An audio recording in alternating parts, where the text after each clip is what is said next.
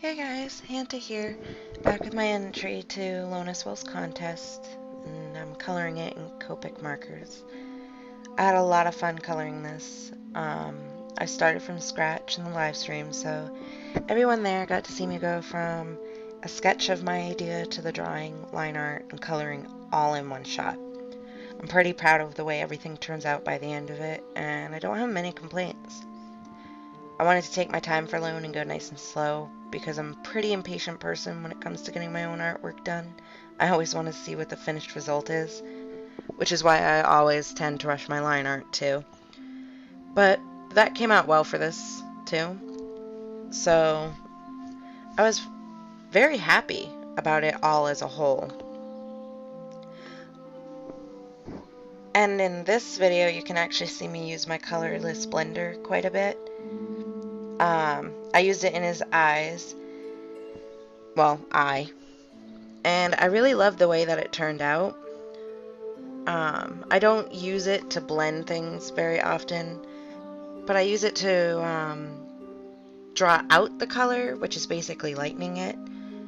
I also use it as an eraser. If I accidentally color outside the line, I use the chisel to push it back in. But there's a lot of different ways that you can use the blender, which I honestly think should be renamed because it doesn't even blend colors together. It just pushes the ink around. Some people use it as a base, but that just doesn't work for me. I don't like the results of it. When I used it as a base for one skin tone that I did on another drawing, it just came out looking very splotchy and awkward and almost more gray than the skin color, so I really wasn't too thrilled about the way that turned out.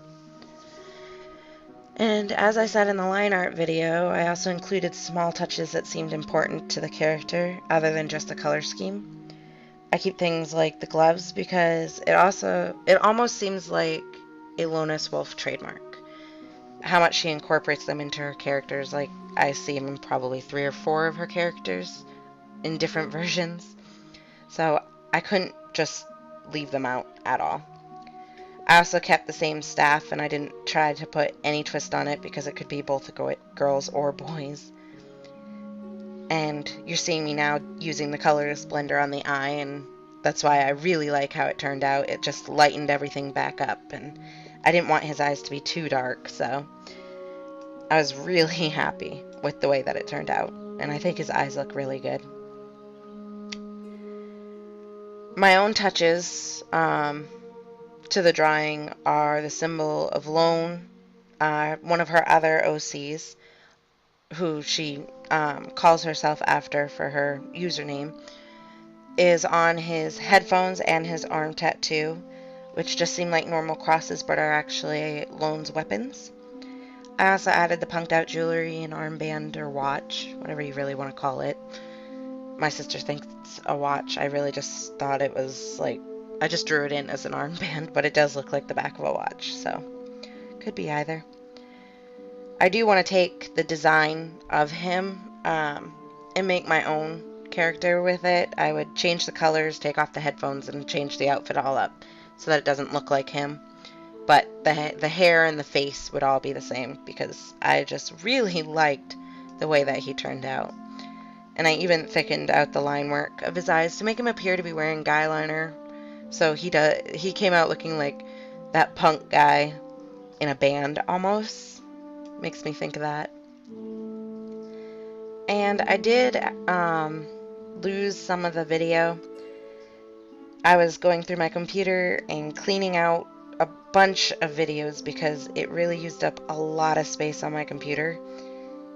A crazy amount of space. I didn't realize raw videos use up so much space, and I accidentally deleted me coloring his staff and also coloring, well, not coloring, but relining, which is something that I do to darken up the lines.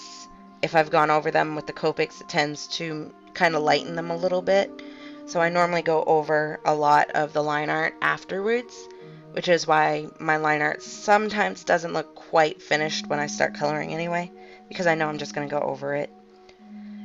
I kept the checkered pattern in the collar and the sleeves, The shirt, I used the chisel nib. You'll see it in a second, I think. I used the chisel nib to color most of his purple shirt, and I really just don't like the way that the chisel nib colors. It comes out lighter, yes, but to me it just looks streaky and kind of messy. So I can't picture myself doing it again because I always end up going over it anyway with the paintbrush nib. So really no point in it. I also added the tattoo on his neck, which is a musical note. Both of them are, meaning pause and or silence in a piece. I thought it really suited him because he can't hear without his headphones and he rarely speaks. So the significance of the tattoo is pretty big and what I would consider worthy of a tattoo for somebody to get one, because I'm not really a tattoo type of person, but I kind of like how it's kind of calling out the character trait in him. Like he's embracing the fact that he doesn't speak often and doesn't need to. What else? Coming up in my next videos, they will start to be recorded as if you're above the picture. I have a new setup so that I can attach my camera above me while I record instead of beside my drawing. So I hope you guys like that, and I'm looking forward to see how it came out.